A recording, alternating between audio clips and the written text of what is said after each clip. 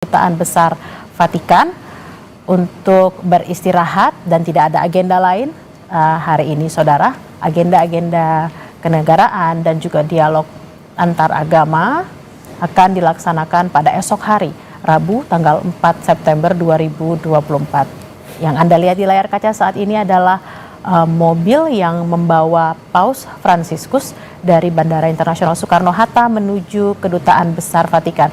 Paus masih melambaikan tangannya, senyumnya juga selalu terkembang karena ia juga terkenal sebagai the smiling Pope. Tampaknya tidak ada rasa takut untuk tetap membuka jendelanya, Romo, karena jendela mobil ya. Apa yang bisa Romo lihat?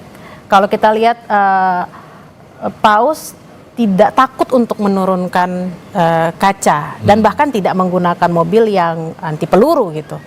Datang ke Indonesia, tetap membuka kaca dan menyapa semua orang. Apa yang bisa Romo lihat dari sini?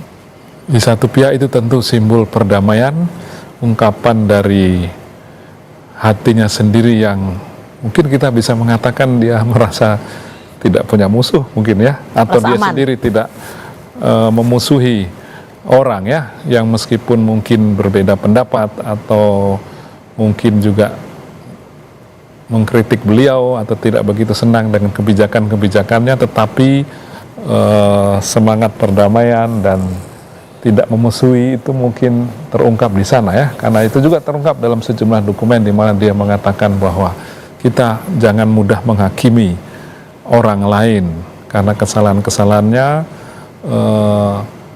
tidak ada orang yang pantas dipersalahkan selamanya, maksudnya begitu, tekanan pada selamanya itu. Jadi dia mengharapkan bahwa suasana perdamaian itu dimulai dari kita sendiri.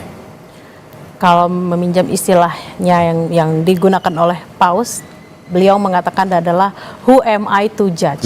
Siapa saya untuk menjudge seseorang?